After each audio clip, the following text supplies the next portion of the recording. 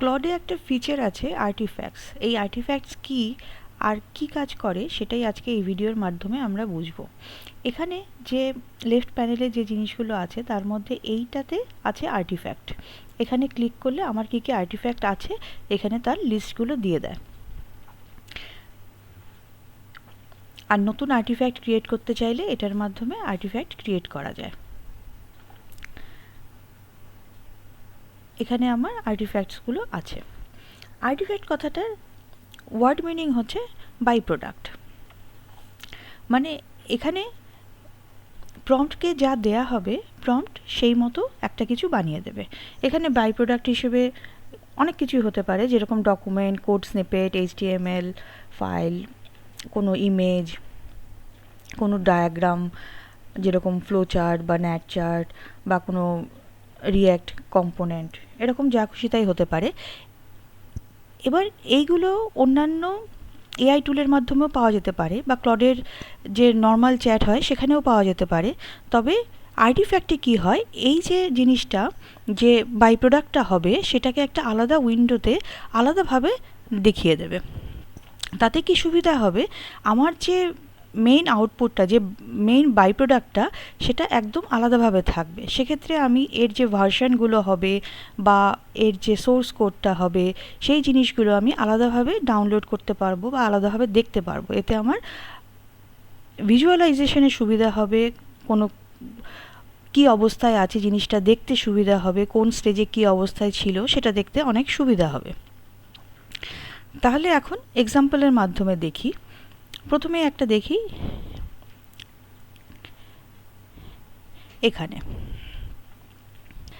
যে আর্টিফ্যাক্টটা বানিয়েছিলাম এটা প্রথমে আমি করেছিলাম বিল্ড স্টার্ট ফ্রম স্ক্র্যাচ।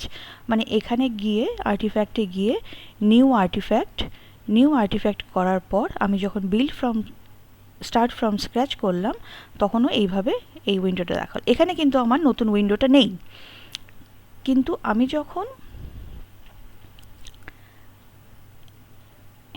এখানে দিলাম তখনও যখন এই চ্যাটটা অবধি ছিল, স্টার্ট ফ্রম স্ক্র্যাচ এই মেসেজটা দিল, তারপর আমি যখন এই প্রম্পটটা দিলাম যে একটা ফ্লো চার্ট যেখানে কাস্টমার অনবোর্ডিং প্রসেস থাকবে, সেই অবধি কিন্তু আমার এই উইন্ডোটাই ছিল।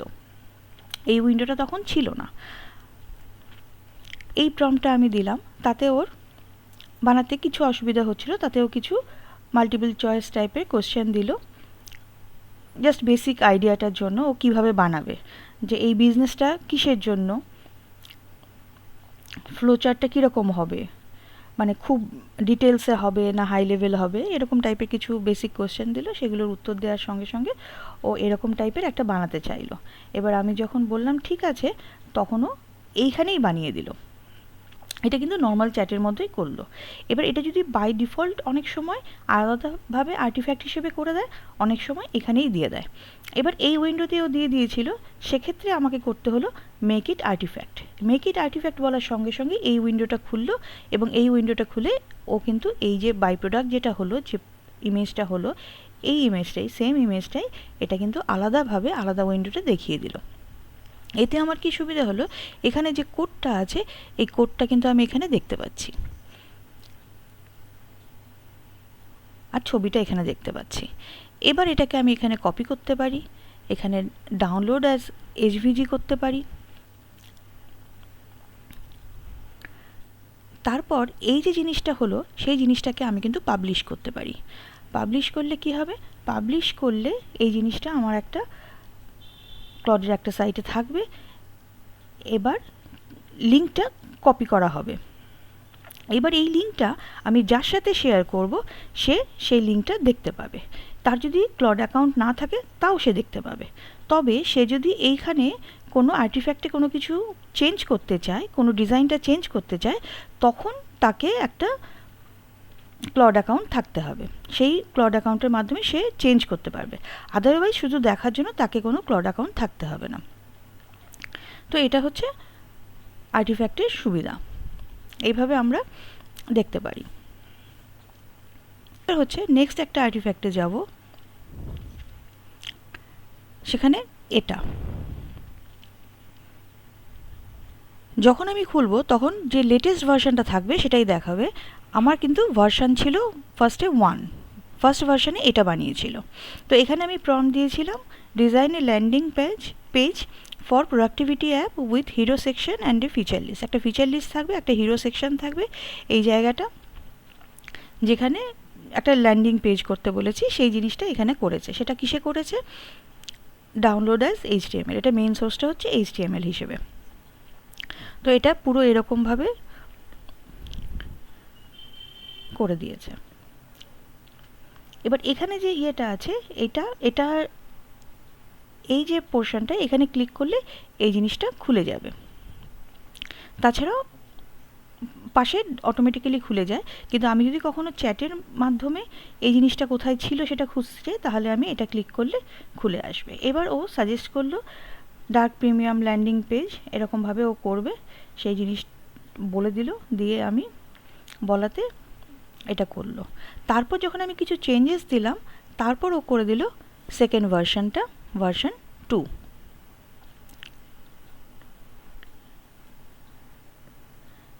এটা হচ্ছে সেকেন্ড ভার্সন, ভার্সন 2। এটা এখানে ক্লিক করলে এটা, আর আমি যদি ভার্সন 1টা যেটা ছিল এখানে ক্লিক করি ভার্সন 1, তাহলে চ্যাটের মাধ্যমে আমি কিন্তু ভার্সন 1টা পাচ্ছি।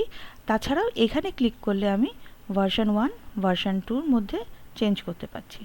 আর এখান থেকে যদি করতে চাই যে কোন চ্যাটের পর কোন জিনিসটা এসেছিল সেটা দেখার জন্য, তাহলে আমি এখান থেকেও করতে পারি। এবার আমার মনে হলো যে এটা যেহেতু একটা এইচটিএমএল পেজ, তাহলে এটা কি প্লেন এইচটিএমএল? আমি কোডের একটা ডিটেলস জানতে চাইলাম যে এটা কি শুধুই প্লেন এইচটিএমএল পেজ। তখন সেটার উত্তরও দিয়ে দিল যে কি এখানে আছে, আরও কিছু স্পেসিফিক জানতে চাই কিনা সেটাও জিজ্ঞেস করলো। মানে কোডের ডিটেলস যদি জানতে চাই সেটাও দিয়ে দেবে। মানে যেরকম একটা এআই টুল করে সেরকমভাবেই ও সেই অ্যান্সারগুলো তো দেবেই। এখানে সুবিধাটা হলো আর্টিফ্যাক্টটা আলাদাভাবে আলাদা একটা উইন্ডোতে দিয়ে দিল, যেটা আমি এখান থেকে সোর্স কোডটা দেখতে পাচ্ছি, এখান থেকে মেন ভিউটা দেখতে পাচ্ছি। এখানে আমার ভার্সন 1 আছে, ভার্সন 1-এর সোর্স কোডটা এখানে আছে।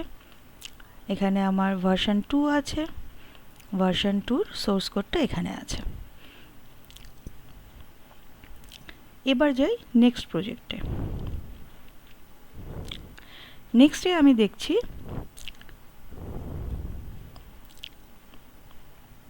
এখানে আমি প্রম্পট দিয়েছিলাম ইন্টারঅ্যাক্টিভ ড্যাশবোর্ড বানাতে, যেখানে একটা মান্থলি এক্সপেন্স ইনপুট নেবে আর ব্রেকডাউনটা দেখাবে। সেক্ষেত্রে ও কী কী করবে সেটার একটা লিস্ট বলে দিল। সেখানে আমি বলাতে ও সেটার একটা আর্টিফ্যাক্ট বানিয়ে দিল, বানিয়ে সেটার একটা ডিটেলস এখানে দিয়ে দিয়েছে, সেই লিঙ্কটাও এখানে দিয়ে দিয়েছে। তাহলে এটা ও বানিয়ে দিয়েছে। এটা হচ্ছে ভার্সন 2। আমি ভার্সন 1টা যেটা বানিয়েছি সেইটা দেখতে চাই। এটা ভার্সন 1টা ছিল। এখানে আমি কিছু অ্যাড করতে পারি। এখানে ধরে নিলাম ফ্রুটস অ্যাড করলাম, অ্যামাউন্ট ধরলাম 2000, মান্থ ধরলাম এটা এপ্রিলের, অ্যাড এক্সপেন্স, এখানে এপ্রিলে একটা অ্যাড হয়ে গেল। এরকমভাবে এই চার্টগুলো সব কিছু ইয়ে হয়ে যাবে। সেটা কোডের ইনফরমেশন, কোডের ডিটেলসে আছে। এই কোডটাকে আমি TSX হিসেবে ডাউনলোড করতে পারি। এটা একটা TSX কোড, এটা আছে ভার্সন 1। এবার আমি একটা ট্রাই করলাম যে এই তো একটা আর্টিফ্যাক্ট আমি বানালাম, এবার এই চ্যাটের মধ্যেই আমি যদি আরেকটা প্রম্পট দিই অন্য একটা আর্টিফ্যাক্ট বানানোর, তখনও কী করবে? সেক্ষেত্রে আমি বললাম একটা অন্য আর্টিফ্যাক্ট বানাতে, make a project brief template I can reuse for new initiative. Project brief template বানিয়ে দেবে। সেক্ষেত্রে ও একটা বানিয়ে দিল প্রজেক্ট ব্রিফ টেমপ্লেট। এবার এটাকে যদি আমি খুলতে চাই সেটা এইভাবে খুলতে পারি। আর যেহেতু একই প্রজেক্টের মধ্যে একই চ্যাটের মধ্যে দুটো করেছি, সেহেতু এইখানে আমার অপশান আছে কোনটা আমি খুলতে চাই। এটা খুলতে চাইলে এটা, এটা খুলতে চাইলে এটা। যেহেতু একই চ্যাটের মধ্যে আছে সেহেতু এখানে আমার সেই অপশানটা আছে। এবার এখানে ভার্সন 2টা দেখাচ্ছে ফার্স্টে, ভার্সন 1টা এখানে আছে, এটা ভার্সন 1।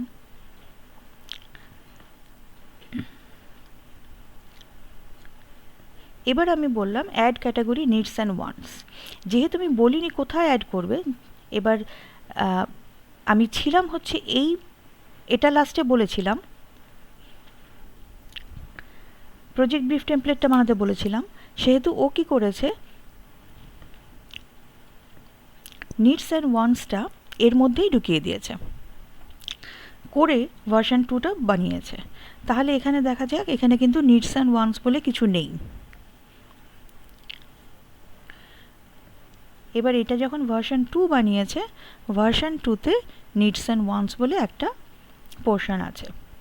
এবার আমি বললাম add category needs and wants in previous artifact, যেটা কিনা মান্থলি এক্সপেন্স ড্যাশবোর্ডে ছিল। এইখানে এসে ও নিডস অ্যান্ড ওয়ান্টসটা এবার ঢুকিয়ে দিয়েছে, যেটা আগের ভার্সানে ছিল না, নিডস অ্যান্ড ওয়ান্টস ছিল না।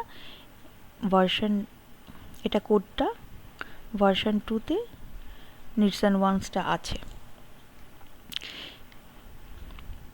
এবার চ্যাটের এই পোর্শনগুলোর মাধ্যমে আমি কিন্তু কোন কোডটা আমি ঠিক চাইছি সেটা যেতে পারি, প্লাস এইখানে যে আমার ভার্সনগুলো আছে সেই ভার্সনের মাধ্যমে যেতে পারি, আর কোন আর্টিফ্যাক্টটা যেতে চাইছি সেটাও এটার মাধ্যমে আমি যেতে পারি।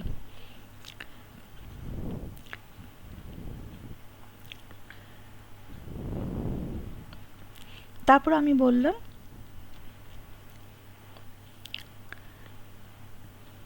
Is it plain text doc. যেহেতু লাস্টে ছিল আমার এই প্রজেক্টটা,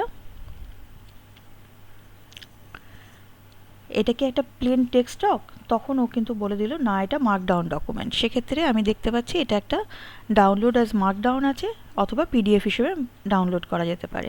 এটা একটা মার্কডাউন ডকুমেন্ট, তার ডিটেলস এখানে বলা আছে। আমি বললাম কোড ডেসক্রিপশান দিতে, কোড ডেসক্রিপশানটা এখানে দিয়ে দিল। আমি বললাম মান্থলি এক্সপেন্স ড্যাশবোর্ডের কোড ডেসক্রিপশান দিতে, সেখানে এই কোডটার মান্থলি এক্সপেন্স ড্যাশবোর্ড যেটা আছে, যেটা একটা টিএসএক্স ডক প্রজেক্ট, সেখানে সেটার যে ডিটেলসটা সেটা অনেক ডিটেলসে কিন্তু দিয়ে দিয়েছে। সেখানে টাইপ কি আছে, কি টাইপের লাইব্রেরি কি ইউজ হয়েছে, কি কনস্ট্যান্টস কি আছে, স্টেট ভেরিয়েবলস কি আছে, derive data, core functions, UI sections কি আছে, এরকম ডিটেলস দিয়ে দিয়েছে। আরও কিছু ডিটেলস জানতে চাইলে সেগুলো অবশ্যই দেবে। এটাকে আমি টিএসএক্স হিসেবে ডাউনলোড করতে পারি, তাছাড়া পাবলিশ করতে পারি। এবার ধরে নিলাম আমি এই প্রজেক্টটাকে পাবলিশ করলাম, পাবলিশ করে সেটার একটা লিঙ্ক আমি নিয়ে নিলাম। এইবার সেই লিঙ্কটা আমি শেয়ার করলাম। সেই লিঙ্কটা শেয়ার করে যখন আমি খুললাম, ধরে নিলাম অন্য কাউকে আমি দিয়েছি, তাহলে কি হবে যে সে হয়তো বুঝতে পারছে না এই যে প্রজেক্ট নেম সেটার কি উদ্দেশ্য। এটা ভার্সন 3, ভার্সন 1টায় যাই, এটা ভার্সন 1। এখানে আমি বুঝতে পারছি না প্রজেক্ট নেমটা ঠিক কী। এখানে আমি সিলেক্ট করলে এই দুটো আসছে, এক্সপ্লেন বললে ও কিন্তু এখানে এক্সপ্লেন করে দিচ্ছে এই ফিল্ডটা কী আছে। এবার আমি বলেছি how can I fill data in the artifact. এবার যখন আমি বলেছি তখন ও বলেছে tell me what to fill in. তার মানে আমাকে ক্লডকে বলতে হবে যে এখানে আমি এটা ফিল করতে চাই, তারপর ও ফিল হবে। মানে এখানে প্রজেক্ট নেমে যদি আমি কোনো নাম দিতে চাই, প্রজেক্ট ওনারের নাম দিতে চাই, সেই নামগুলো ডিটেলসটা ফিল হবে, তাহলে আমাকে ওকে বলতে হবে প্রম্পটের মাধ্যমে, ও এটা ফিল করে দেবে। আরেকটা কি বলেছে, এডিট ইট ডিরেক্টলি। এখানে আমি বলে রাখি যে কোনো এআই টুল কিন্তু যে কোনো সময় ভুল করতেই পারে, সেটা খেয়াল রাখতে হবে। এক্ষেত্রেও একটা ভুল, যেখানে ও বলেছে যে এডিট পেন্সিল একটা আইকন আছে, সেটাকে যেতে হবে। এবার আমি বললাম পেন্সিল কোথায় আছে, ও বলে দিল top of the artifact panel, মানে এখানে আছে। আমি বললাম কপি পাবলিশ ছাড়া কিছু নেই। তখন ও বলল you are right, sorry for the confusion. তার মানে এই কোডের জন্য এটা কিন্তু নেই, ও এতক্ষণ কিছু একটা ভুল করছিল। তাহলে বেস্ট ওয়ে হচ্ছে tell me your details in the chart. এক্ষেত্রে ও একটা ভুল করেছিল যে এখানে এডিট অপশান নেই, কিন্তু ও বলছিল এডিট অপশান আছে। এটা একটা ভুল, যেটা এআই ভুল করতেই পারে। কিন্তু এখানে বলে রাখি যে আমি যদি কোডের মাধ্যমে চাই যে আমি যদি প্রম্পটে দিতাম যে আমাকে এই যে টেমপ্লেটটা বানিয়ে দিয়েছে সেখানে একটা এডিট অপশান রাখো যেখানে আমি ফিল আপ করতে পারবো, তখন কোডটা হয়তো সেইভাবেই লেখা হতো যেখানে আমি এডিট করতে পারতাম। এক্ষেত্রে সেই অপশান আমি দিইনি, সেই প্রম্পটে আমি সেই অপশানটা দিইনি বলে সেই অপশানটা নেই, যার জন্য এটা ওরকমভাবে এডিট করা যাবে না, এখানে প্রম্পটের মাধ্যমেই করতে হবে।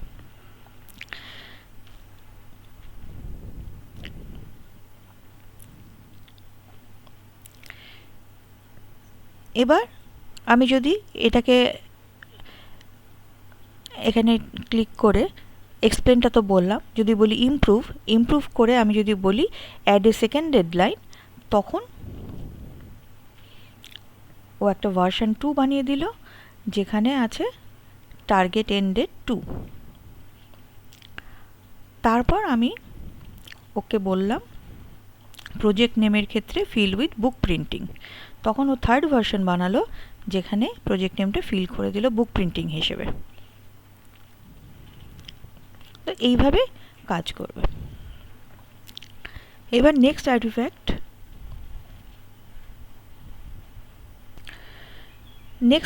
দেখাবো, এটা যেখানে আছে হচ্ছে এটা লেটেস্ট ভার্সন 1টা দেখাই। ভার্সন 1-এ এখানে আমার ছিল, এটা আমি স্টার্ট করেছিলাম কুইজ থেকে। তার মানে এই যে অপশনগুলো আছে এখানে যদি আমি প্রথমে শুরু করতাম গেমস থেকে, তাহলে ও একটা গেমস ধরে নিত, গেমস ধরে নিয়ে তারপর আমি যে প্রম্পটটা দিতাম তার উপর একটা গেমস কিছু বানিয়ে দিত। সেরকমভাবে কুইজ থেকে শুরু করেছি, তাহলে ও একটা কুইজ আর সার্ভে টাইপের ধরে নিয়েছে, সেই হিসেবে আমি যে প্রম্পট দিয়েছি সেই হিসেবে ও একটা কুইজ আর সার্ভে টাইপ বানিয়ে দিয়েছে। তাহলে আমি স্টার্ট করেছি এইখান থেকে। আমার প্রম্পট ছিল class 7 up to date GK quiz. ও কীভাবে বানাবে সেই জিনিসটা বলে দিল, এই একটা অ্যাজাম্পশন ও ধরে নিয়ে ও এগোচ্ছে। আমার যদি প্রবলেম না থাকে তাহলে ও এগোবে। তাহলে আমি বানাতে বললে ও কিন্তু এইখানেই বানিয়ে দিল, এখানেই কিন্তু আমি কাজ করতে পারতাম। সেক্ষেত্রে আমি চাই আলাদাভাবে আর্টিফ্যাক্ট, তাই আমি বললাম যে মেক ইট আর্টিফ্যাক্ট, ও তখন এটা বানিয়ে দিল, সেটা এই উইন্ডোটা এলো।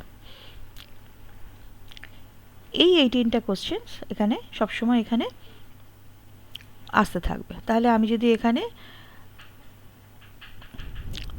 কারেক্ট আনসার হলে কারেক্ট বলে নেক্সটে যাব।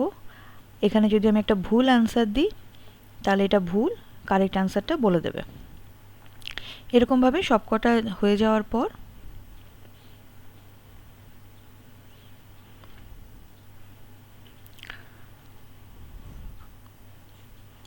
কোনটা কোন ডোমেন সেটাও বলে দিচ্ছে।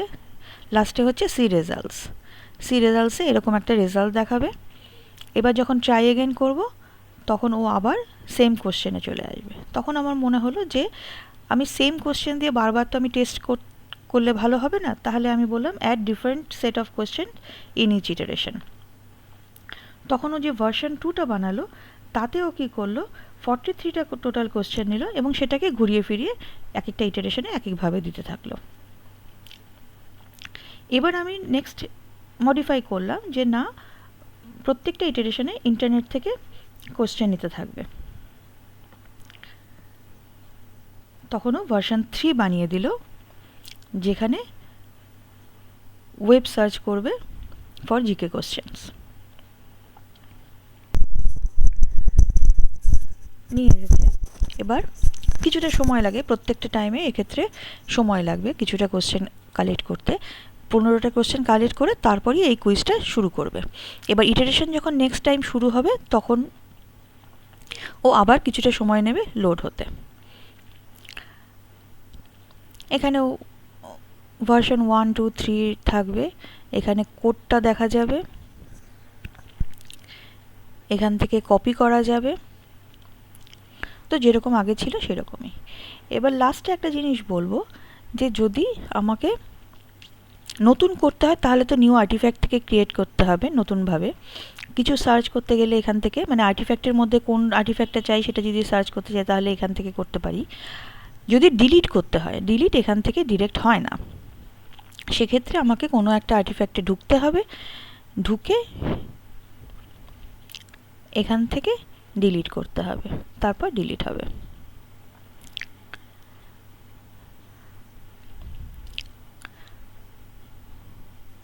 আশা করি বোঝাতে পেরেছি।